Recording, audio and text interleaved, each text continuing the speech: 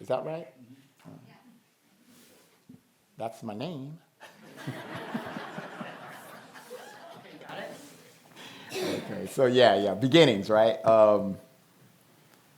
It's always interesting looking back at this photo and at that face because when I had hair, it was one thing, but that beautiful smile is non-existent in this photo for a reason. I remember that the photographer understood the significance of this photograph, obvious to all of us now, but at the 13-year-old making a painting of Captain America living in the hood, this definitely is a political statement. And he knew that going, like on the front page of the Bridgeport Post in Connecticut. So it's interesting. I was looking at him, why are you laughing at me? So that's what that serious face is, And also at that time, or not too long after, as my sort of facilities progressed, DC and Marvel Comics came after me to sort of work with them. And it was also a heavy metal magazine. I mean, as you can see, the level of facility.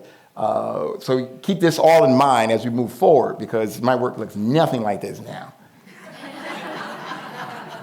I mean, this is what I realized is that after seeing Jackson Pollock, it was like, okay, there's another avenue, and this idea of using your facilities to sort of like break that prettified surface was an absolute. After seeing Jackson Pollock, it makes perfect sense. You guys will absolutely understand that, but looking at this is an absolute,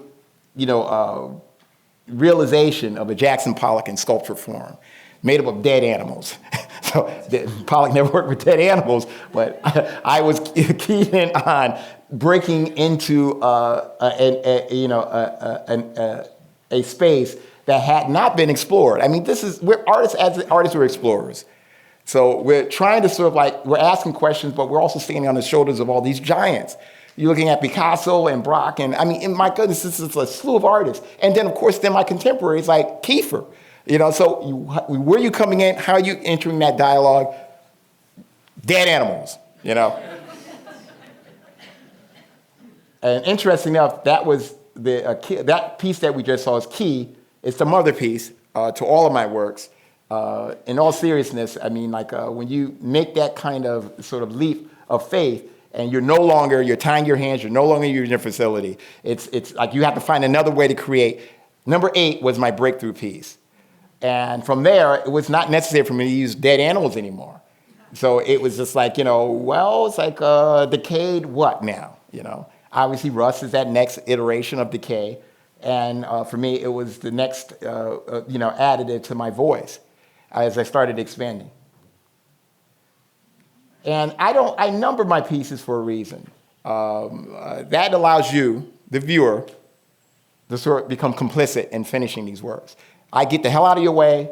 You're able to sort of read the works without me telling you what you're seeing. So you won't get me talking. Let's go back. This piece I'm going to talk about. It's the only one I will talk about where I actually had an experience and was moved to the point of actually creating something in some way about that experience. My first visit to Africa was to Dakar during their first biannual, which was like 1993.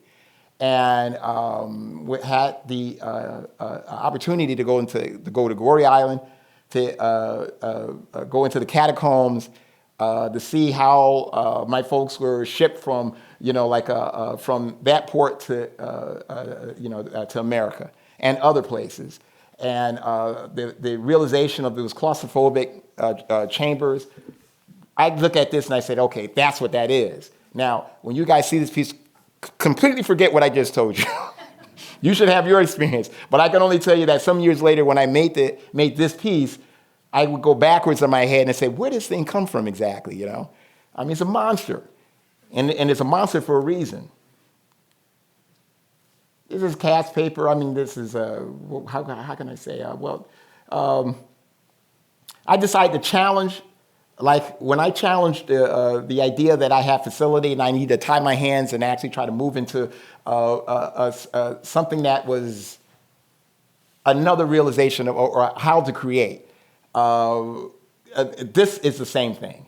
The idea that I could like say, okay, if you're now adept at creating things with rust, and that is now a part of your vocabulary. People are expecting that. They believe that this is your signature, your money shot, and you go like, well, guess what? Maybe, that strength is a weakness. And I consistently think this way, that, you get strong enough at something, now it's time to drop that and move on to other things. So this cast paper piece was like, oh, you know what? Let's take away your strengths in the same way that I took away my facilities earlier on when I was a kid. And now, what can you do with white paper? This piece I considered a failure, but in the end, when I crushed them and put them in these vitrines, I thought maybe it was closer to a success. This is the true iteration of what I was after. I was looking for the lightness of being of that material, cast paper.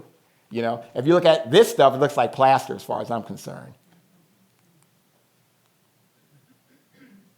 Wood has been, if you guys know, this is a wood piece. Merce Cunningham approached me back in '96 and gave me a call and said, like, would you be interested in collaborating with me on a dance project? I said, well, who the hell are you exactly? So I had to make some calls, and I got smart. He was interesting. I mean, like, and a lot like Kubrick, the filmmaker. What he does is he compartmentalizes, like, okay, well, you're going to do this, I'm going to do this, and the musician's going to do this. These three situations happening, and we don't work together. You're doing your thing, I'm doing my thing, you're doing your, all separate from one another. And the end result of that is the opening night, all those elements come together for the first time. There was no rehearsal, and he didn't know what he was going to be getting. And his dancers had to sort of now work, their bodies around whatever that I was going to be bringing in on opening night. And of course, this looks a lot like number 8, but there are no dead animals in it. But it definitely it traveled, had the opportunity to sort of have lives in different places. I followed it maybe 3 other situations, but I think it's at the Walker Center now as part of the Merce Cunningham collection. Blackwood piece. I think that's at the Perez Museum. You guys are here. Maybe some of you've seen it there.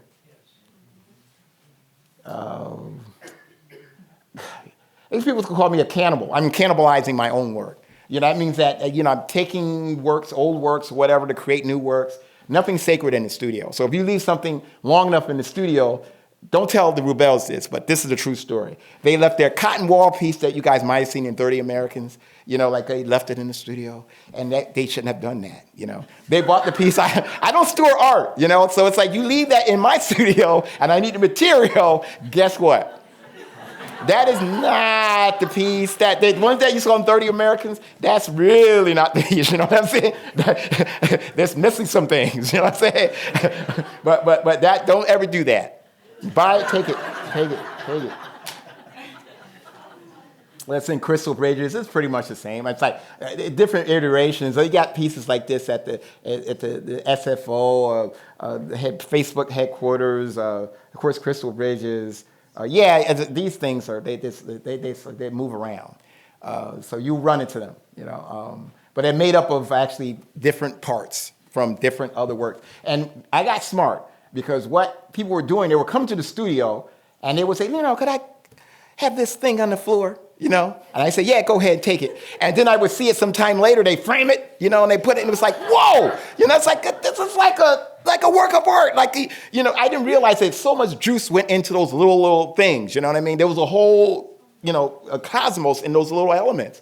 And so I was like, you know what? I should take advantage of that. And that's what that is, So it's just a matter of just like getting smart. But I can use your help, Color of explosions, hat in China. I went to China, did like 4 years back and forth, a place called Regeneration, where they, it's like ground zero for porcelain. So they create these gigantic vases there in Regeneration, like 25-foot tall works. They got kilns that can actually cook works that are 25 feet tall. And I was there appropriating, we call it, right? We don't say stealing, but it's like I'm there, getting smart about how to get color into my work. Interesting that I was a painter, eons ago. But when it came time for me to now revisit color, it had become alien to me. And the only time when it became evident that it was possible to have that become now part of my language was when I was in Regeneration working with glazes and with the porcelain. And those guys were great. They were, in the beginning, they were throwing out anything that I made because it was like, they thought it was trash or it was smash. They would just like pick it and throw it. I said, no, that's not garbage. It's not garbage. It's actual, that's art, Let's see. We're going to go ahead a little bit. Like, okay, so here it's like, that's Regeneration. This is what they were making, right? You see how big those vases are, right? And I was coming in with like these colors and doing things, and they couldn't make sense of it. So what I ended up doing inevitably was, realizing that this is maybe an inroads to like how I could deal with like color. It is now so much a part of my language. But what happened was a friend of mine called me from China and said, "Don't get mad, Leonardo, but I was in a clothing store in Shanghai and I saw your work." And I said, "I don't do any work. I didn't have any works in this clothing store in Shanghai, so how did it get there?" I can tell you how it got there. It's the Wild West in China. I've seen the best Jeff Koons there. You know what I mean? I know he didn't make those pieces, but you make work there. You make work there, baby. And it's like, sure enough, you're gonna end up in a clothing store. So this is another thing. The kids, you talk about collaborations and people affected by your work. If you get the hell out of the way, I don't title the work. Say this, you are allowed to get in there, And believe me, the kids on the internet, it's like the social media, they're doing things like with these pieces. It's like, whoa, it's like, just get the hell out of the way and you get a whole nother a realization of what you're creating, Yeah, but this is color now. This is not, I'm colors now. I'm colorful. Yeah, and explosive. Exploring. This is the Walker Giants in San Francisco, sequoias and stuff. Machu Picchu, looking like Harrison Ford. Regeneration, of course. Me in the studio. Believe me, I'm falling apart because of this kind of stuff. It's the beating on the body. And Nari and I were talking about this yesterday. It's like I had to ask him, how are your knees? How are your hands? How you holding up, And he knows that I kill it. It's like I'm in the studio, just 24/7, just beating it. Now I need new hands. I need new knees, But it's a life, Madison Square Park. See folks, it's like, it's like, it says all over the place, do not sit on a sculpture, don't climb on a sculpture, and like I said, just get the hell out of their way, There you go. All right.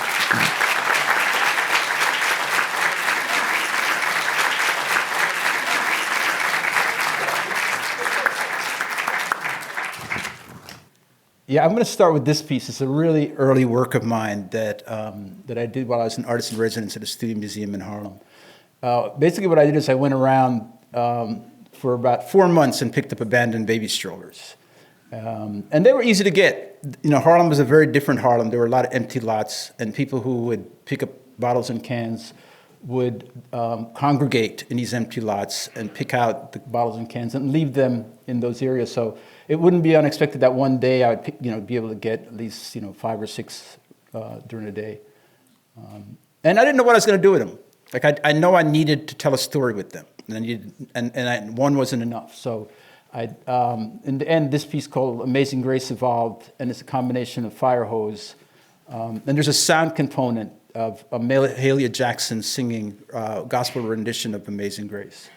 That came in last. I really wanted something that was uplifting because the piece started getting so heavy and so dark.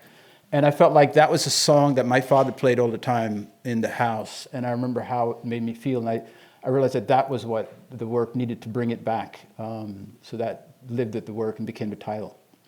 I wanted to show this other firework piece early also called Exodus. So a lot of the things that I was finding on the street, I felt like they weren't garbage, right? Like I wasn't finding things on the sidewalk where the sanitation was supposed to pick it up, and I got to that first. It was always in some empty lot or some abandoned building, next to some abandoned building. So I felt like there was a kind of haunting component to the materials, and I wanted to find a vessel for them. I needed to find a mysterious enough container to hold this myriad of mystery and narratives within these objects. So I decided I wanted to make a container out of fire hose. And for me, fire hose is a material, it's aligned in American history with the civil rights era, where the fire hose was used to blast protesters and freedom fighters, freedom walkers, marchers during the civil rights era. So I was aware of that, but my obsession with them was also about the material transformation. They're associated with fire and water, both elements of transformation that I was really intrigued with. And bringing that notion of transformation to these objects was important. So what I did was I burned out the center of these boxes, which is cardboard, and then before it would basically devour the fire hose, I would extinguish it, and then it became this piece. What you're seeing in the mandala form, the big large form, is actually the skin of the fire hose that I would take off and wring. Leonardo talked about like hands and everything. That was a lot of wringing and a lot of tension that I wanted to bring into the work. So it was about this idea of like stasis, like these things were meant, or potentiality of them being brought somewhere. And then this, almost like this central form was all about movement and tension and maybe even a kind of dialogue with the body, because it's kind of entrails as well. That's just a detail of one. Some of them were put on sort of tires. Again, sort of talking about this notion of movement, suggesting movement within the work. I wanted to show this. I'm going to go real fast. I wanted to show this piece because it was a kind of a breakthrough project that I did. Is a residency with the Shaker community in Quiet. It was a project called Quiet in the Land, and a residency with the Shaker community in Sabbath Day Lake, Maine. There's only really one Shaker community left, and this is the one. There's actually now, then there were 8 Shakers. Now I think there are 2 Shakers left. And all other Shaker villages are museums, but this one is they're still Shakers. And this particular residency, we got a chance to, artists were invited to sort of work with them and spend time with them and basically create a work from that experience. So this piece I did was basically a bottle quilt. I collected bottles from their former dump site. That's the only thing that didn't break down.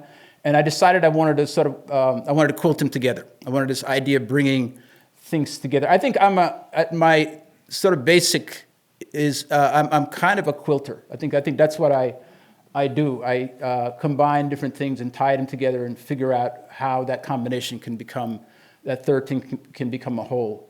So there's one view, there's another view of it. And then I decided if I can do it to bottles, I can do that to anything. So at the same firehouse, I did a project with 2 other friends of mine. It was a show called The Three-Legged Race. It was with an artist named Jenny Nantoni and Marcel Odenbach. And I did, my project was on the 2nd floor. This was part of the 2nd floor. On the front part of the 2nd floor, it was this piece called Hunger Cradle. And basically, it's yarn and all the life of that building, the firehouse, because at one time it was a firehouse, it was built as a firehouse, but then it was a piano moving company, then it was a limousine service. So all these remnants of the history of the buildings was left in the space, and I decided I wanted to weave it all together. So that's how this piece kind of evolved out of that. That star pattern was really important, that kind of coming together. That was the almost like the system for the work to come together, to join. And then I decided I wanted to do this piece was also from the Shaker experience. There was one interview where we were asking the Shakers, one of the brothers, Brother Arnold, what makes the Shaker furniture so special? Specifically their rocking chairs. And he said something a little bit, granola and hokey, but it stayed with me, where he said, we make it as if an angel was to sit in it. And I thought that was really poetic in a way, and I wanted to think about how I can make almost like a a vehicle or a chair for a spirit or for an entity. And so there's a chair on top, there's a ladder in the middle, there's a gate, there's a wheel, there's a shopping cart, there's earth, there's springs, there are 3 clocks on the side. And this piece was a performance piece that I pushed from my studio. At the time I had a studio on 125th Street to the Abyssinian Baptist Church on 138th Street, which is about 20 blocks or so. And then it pushed it back. So what I was really thinking about is this idea. And by the way, I made sure I didn't dress up. I dressed up in my Sunday finest so that nobody confused me for a homeless person. So that was key. But the idea was to bring this notion of faith and creativity, like combine those two aspects: the creativity of the studio, but the notion of faith that's embedded in the Black church. I'm a wayward sort of Baptist. I don't practice it now, but I admire and respect the Black church and what it represents within the Black community.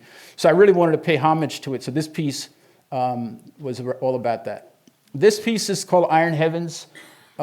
It's a combination of burnt baseball bats and iron cotton that is nailed onto the bats. So for me, cotton I wasn't only aligning cotton with this idea of slavery and labor. It's a particular kind of cotton. I use sterilized cotton. So it's a cotton that was more, that you'd find in medicine bottles, or it would be correlated with dressing a wound. So I was really interested in like scorching these bats. This bat is a symbol of maybe violence, and also sort of the all-American sport, baseball, and then using the cotton to sort of dress the wounds, so that the cotton's sort of nailed on there. And then the backdrop for it is oven pans. It's really intrigued with the spots on the oven pans as being like a night sky. And this, We the People's sort of the beginning of the shoelace work. So the idea behind the shoelace works for me was, how do you take a text or a form that is recognizable, similar to found objects, like taking that thing that's recognizable, and how do you slow down the engagement with it? How do you allow for another moment to happen, or several moments, with the reckoning of legibility of the piece to evolve? And so what I really wanted was to make this large enough, this thing that we see so much and think a little bit about, not enough about, and find a way that by making it large, you had to sort of relate to it bodily. So, and also depending on your relationship to it, where you're standing in the room, it becomes totally abstract or legible. So I really like that your position to it changes everything. This I wanted to just show real quick is an inspiration for a piece I did called Peacekeeper. Across from my studio on 125th Street was a firehouse. And for about a year while they were doing construction on the firehouse, they would lock up the fire truck. And everybody normalized this, but I always thought it was a strange thing to see this fire truck in this cage. And I thought, this is something really intriguing about the juxtaposition of this element of like safety and life-saving being enclosed in this cage, almost like an animal. And I was thinking a lot about genocide. And how death is so pervasive, and how, in some ways, we have to survive dealing with it, compartmentalize it to deal with the trauma of it. So I decided I wanted to do that to a hearse. And so the hearse is in this cage, death is in the cage, and it's covered with grease and peacock feathers, and above it is mufflers. This idea of silencing.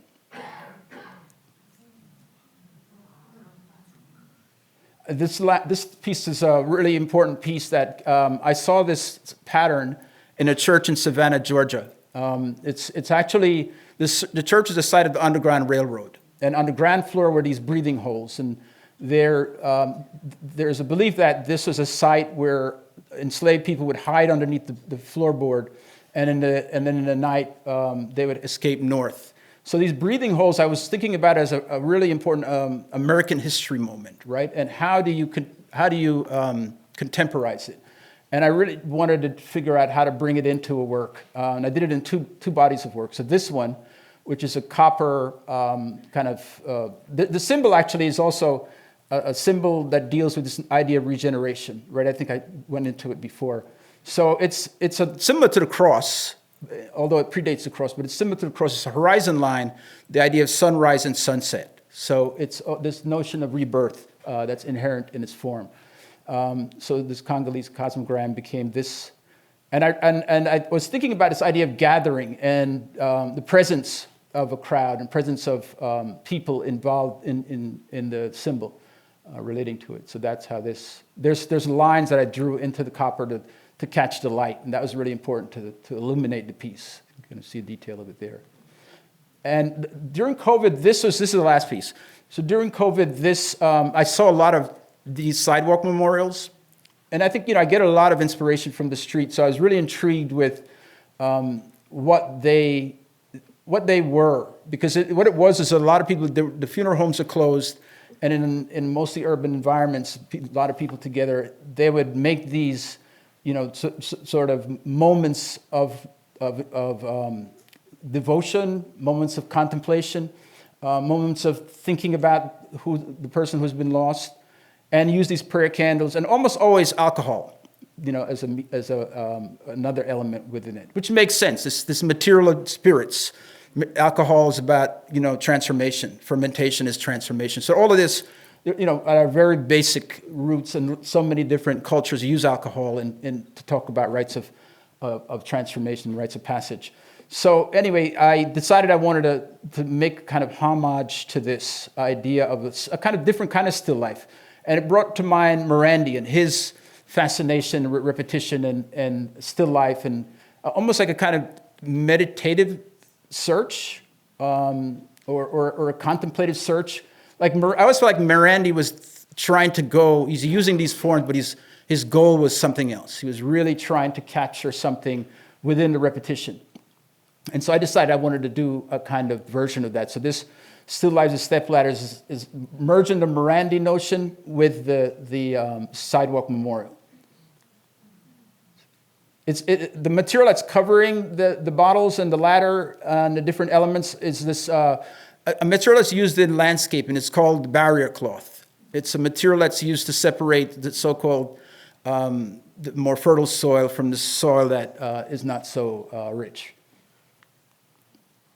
And within the piece, there was also the cosmogram was also reintroduced. This element of, I always want something to bring back that notion of hope.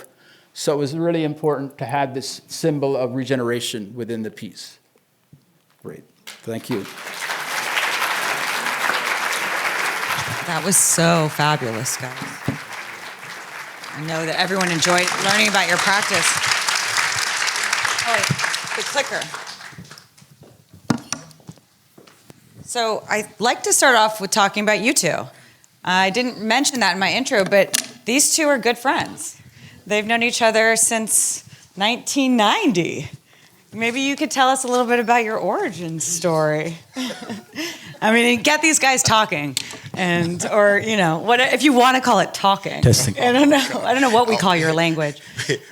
We've been talking nonstop since last night.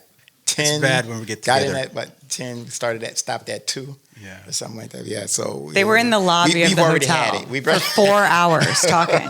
They got kicked out. We have this kind of relationship that we a good idea if we didn't see each other often, because we would never get anything done. We talk like chicken heads. So it's like it's love.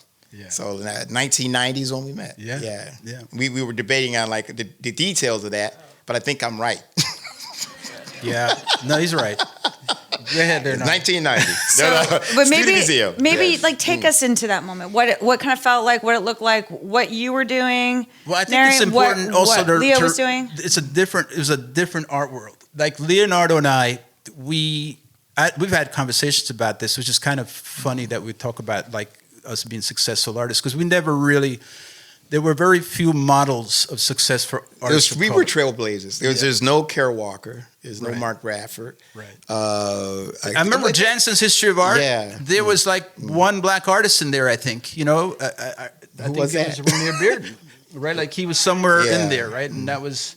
It was Jacob Lawrence. Or maybe Jacob yeah. Lawrence, Yeah. right? And so and Bearden, I think, ended up being the second one or something. But that was kind of so we knew that we were in a profession that, we like I decided I needed to have a day job. Like I was teaching.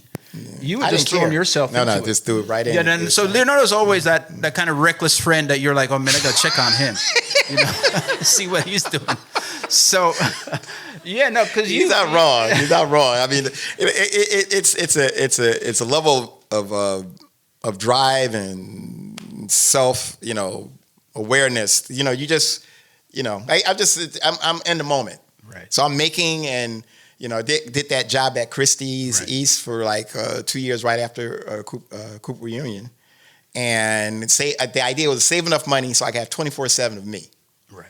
And from there, it's like it just took off. I never had to have another job. So it's been some 40-some years, something like 42 years since I saw. But he also lived off like lentil soup, like that. No. I remember like this guy. That was like your one meal a day. Lentil soup. Come on, conventions. I mean, Nari is married with the children that are grown now. He's going to be a grandfather at Price some point soon. I have not dived into any of that. Don't grandfather. It's the truth. It's like it's that we definitely like we are working intensely on our voice in the arts. Yeah. But he's an example to me that you could actually do it with a partner.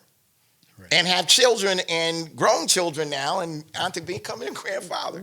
Well, I will say that the way that your work involves your body so much and your physical form.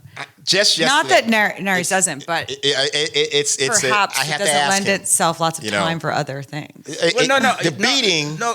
He chose this. It's all the choice. No, it's always a choice. So don't let him.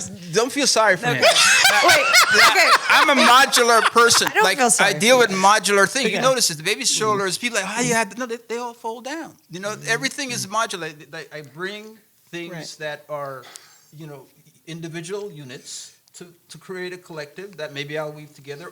But normally they come apart. Leonardo, he's just building these monsters that are going to crush him if he's not watching himself. No. People would come in and say, "How are you going to get this out of the apartment?" Actually, because I was working in an apartment, so I had never thought of that. How to get it out of here. Well, tell us about the project in Brazil really quickly. So the project is called Quiet in the Land, and Frances Moran is the curator. And the idea she had was to bring artists into these environments, rarefied environments that would challenge their practice and allow them to engage outside of the normal like white cube or arts circle.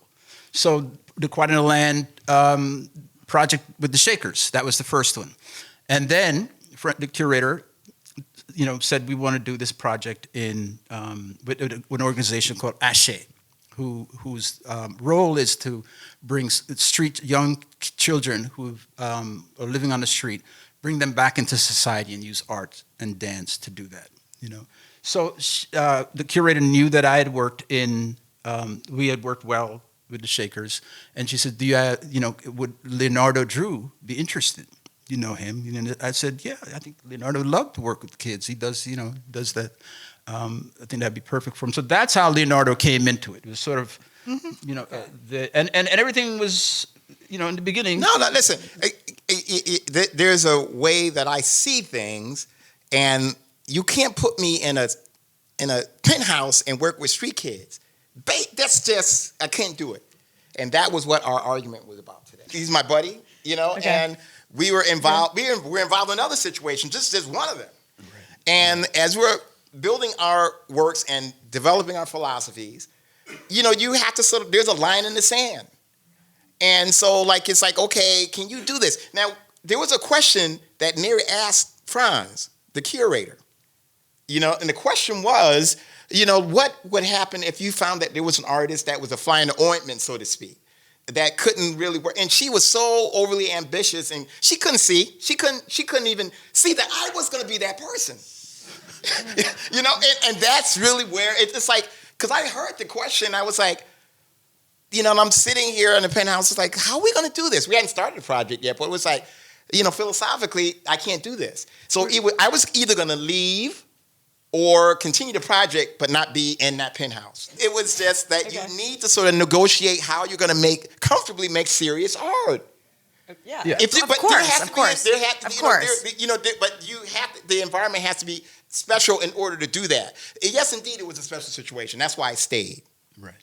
But it was, I couldn't do it correctly no. Right. Yeah. So I had to move into the favelas for the time that I was there. That was it. This is not a comment on anyone else, on any of the other artists who came in and did the project and did beautiful works. Right. Like I said, Nari, he's navigating things differently. I navigate things differently. So we're not the same people. So like when we had this discussion earlier, it was just like, philosophical discussion.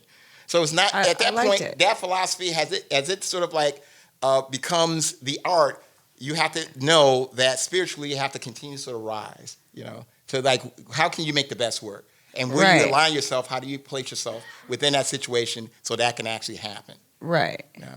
And I think this goes to this kind of idea of storytelling that we talked about earlier today, where I said something along the lines of Nari has a story to tell and Leo has an experience to provide. And then I was thinking, when I was listening to what you were saying, I loved that you were talking about abstract expressionism. And that's when you're I see so much of the intentionality, the drive that abstract expressionists were doing in the way that you make work. And then Nari, I liken your work to activism and to activists. And I don't know, I find that that's just, when you talk about being comfortable making work, I think that means you have to be comfortable because you're so involved in this. This comes from within so much. And maybe we could talk a little bit about storytelling. I mean, you both intentionally leave out the meaning. I mean, you say this, Nari, all the time. You don't even name your works. You number your works. You avoid didactic top-down frameworking. You say, you're the weather. The audience is the weather, is what, to quote you today. No. Listen, when you're creating, you align yourself with things larger than yourself, okay? Right. So for me, becoming the weather in order to sort of realize things is so important. Sort of like, align yourself with, things correctly. Right. What are you doing? I'm trying to find one of your works. I want to talk about You're the Weather. Okay. All right. I mean, this work is completely about the experience of this woman in that space and how she interacts with this piece. I mean, architecture plays a dramatic role. And then I loved what you also said today about how you let the installers take. Can you speak a little bit? Tell them what you told me about the installation process of these works. There's enough trust in the base of the materials, the commitment to creating, that I can actually now pass that very same philosophy onto the installer. Meaning I don't have to be there to sort of actually install these things. Once you sort of get them into understanding your philosophy, they can get it done. And they have consistently done that, without me being present, So he gives over the agency of the art making process to. Well, the stuff, the real stuff is already there. Okay. It's already in the material. But the form making process. No, it's a choreography is what we're talking about. And I love that because of the Merce Cunningham. And I think about that is exactly, that was what I learned from that experience, from Merce Cunningham. The improvisational element to the whole, to making your work. But that's the thing, talk about storytelling, right? Yeah, the storytelling, because in a way it's the idea that the object is not stuck, right? So much of the sort of modernist trope is the object is on a pedestal, and it's passive, and you're a viewer walking around it and seeing it, experiencing it as you walk. And the idea for me, and I think Leonardo also, is that the object has a kind of energy, and we're putting this energy into it, or it's ceremonialized. It's coming from with the process of making, or the process of that are implied in it, makes it part of a bigger discourse than just a singular moment. And then that singular, so taking a story, for me, it starts with taking a story that I'm really either anxious about, whether it's police abuse or whether it's something that I saw on the street that reminded me of an early memory, and then finding a way to, and so that's the impetus, that's the drive, that's the passion part that starts the engine of creating. And then you think about how do you use this material, this basically dead material, dumb material, and give it meaning, and then figuring out what kinds of deliveries, what kinds of treatments you're going to put to it, what kind of pressures, right? And the pressure I put on it is maybe weaving, knotting, ringing, burning. I think Leonardo, interesting for me, I'm always excited because I think there's a kind of compression and explosion that happens in the work. There's this kind of layering of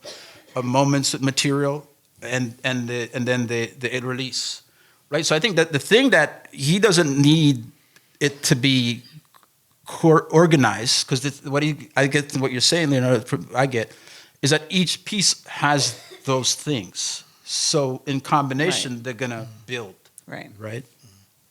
And when you say you recontextualize found objects to create your own story, because they already do have a story, but you're using them to actually tell your story, and that's what I think is the activist part of what you do. But the thing I'm going to push back a little bit, and this might be scary to hear me say this, but I'm not really a found object artist. Like I use found object as a starting point. No, this is good. This is good. Because the category of found object. Hold on. There's nothing wrong with No. using an object. No. Let me explain. It's not just about the found object. The found object is an excuse to start with the story, right? Like that thing, I'm reacting to something I'm feeling and being wanting to explore. And so the same thing can happen with the shoelaces. Like there's something about what they demand and what they fit, how they fit into the experience of the viewer. More recent work, I used security tags on an American flag. And that is not a found object, but for me, that idea of that story is the key. The story, and then how do you tell it? And how do you tell it in a way that becomes strange enough for the viewer's imagination to be engaged? Right. I want to just point out this work, because if we can just tell this story really quickly, since it is one of the reasons why we're here. So, you want to go ahead? Well, I Okay. just want to start the story because when it was presented to me at the studio, when you and Carla presented it to me, it was because of its ties to Florida. And I do have an interest in telling storytelling about Florida here in our museum inside of Florida. Maybe you can just quickly tell us about this story. The thing that I don't want to take up too much time. Mm-hmm. So the thing is about stories that are like We the People. That's in a way a story that we all know, and we kind of take it for granted because we don't think about what it means enough. So that was how that started, like thinking about things that we see so much that we don't see them anymore, or thinking about stories that we've never heard that really resonate in a contemporary dialogue. And I feel like when I was doing research on this story about Willie James Howard, it was this young African-American boy who wrote this love letter to a young white girl who worked at the same place that he worked. I think it was like Christmas or something. It was New Year's. New Year's. And so he wrote this love letter, basically it's, I love you, I love your name, I love your voice, for SH, sweetheart, in parentheses, you are my choice. And so it was a little cute little ditty that you write. And he gave that to her, and this is, early 1900s, whatever. What night was it? 1944. It was. So her father came to the house and kidnapped him. And I think this is what really got me. And Leonardo said it before, as a family person. He kidnapped the young boy and forced the father, also took the father to a bridge and force the father to watch him jump into the water and die. And then the father and the family had to flee. They had to leave the town, right? So there's this trauma that, for me, Willie James, he's dead, but I also was thinking about the trauma of the family and the father who had to continue living and thinking about that. And the mother. And the reason we know about the story is because of the mother. Mother, right. Yeah, she, really tried to fight her case and took it to the court and to the police, and it was completely ignored. They had to flee and move to Orlando. Right. Right. And the NWSC picked up the case, but it never went anywhere. It's just a different era. So for me, that idea of like taking these stories that still resonate today, right? I still we have to come to terms with it. And I think the other thing for me is just as my practice and thinking about storytelling in terms of time, right? Like let me just divert for a second. So we think about this idea of the sublime, right? And the sublime is usually something where you stand in front of this wilderness, this endless expanse. And I think, but what it also is a moment where you're not really able to. It's a multiplicity of time. It's several moments that you're not able to gather its immensity, right? That's kind of what it is.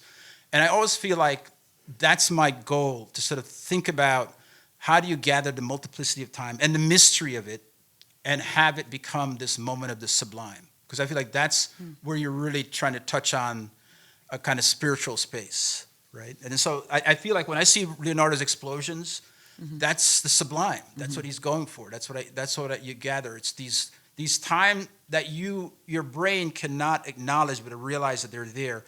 So your imagination has to take over, and something else happens. Right. And time plays so much in both of. I mean, again, I love what you're talking about time because of the way you memorialize time, right, and the way that you generate time. I mean, you generate an experience for people to have. And your work builds on these systems. There's this design and systematic approach to actually both of your work. If you think the formality of the way you make these works is so intentional. It's tight. It's well composed, and just I'm always impressed with that. When I came to your studio, I was very impressed with how clean and put together all of these, disparate pieces are. And there's a real choreography to that, to bring up that word. I think we have time for one question. So, okay, you get it, Regan, because I'm here. I'm sorry, everyone, but I said we'd end. Speak very quickly so someone else can ask. You're both friends. Would you ever consider creating a piece together? And if you would, where would you have it displayed? Oh no, he doesn't know. I've already had a piece together. He doesn't know it. So I picked up something off of his floor too, and I put it in one of these slide carousels, and it's beautiful. It's beautiful, and that's our collaboration. He doesn't know it. It's in my it's on my wall at home. And everybody asks me, who's this? This is an amazing piece. I said, yes, Leonardo and I did this piece. So he doesn't have to have, I don't have to have permission for him to use his work, so. I'm very loose. I love it. The idea of that. Yeah, I actually think that I would love to collaborate with Nari, Mark Bradford. I mean, and it's just, figuring out that, like a time perfect moment when that could actually happen. Something like that could happen. I think the criteria for that, sorry. It's just egos getting out of the way so that you can make it happen. Because you just think throughout history, all these artists that, knew each other, Picasso and Braque. I mean, was there a collaboration? At least Andy Warhol and Basquiat had an opportunity to sort of do something together, but that was laughed at. Yeah. So I think that each artist has to sort of come in with respect and a love for each other and be able to get the hell out of each other's way. Trust. And support. Yeah. Trust. That's support. I mean, networking is so important to to this whole art world for all of us. Yeah. So. So it's in my house. You got to buy Pretty good. Well, do you have any last words, Leo? Love you all. Thank you so much. Thank you.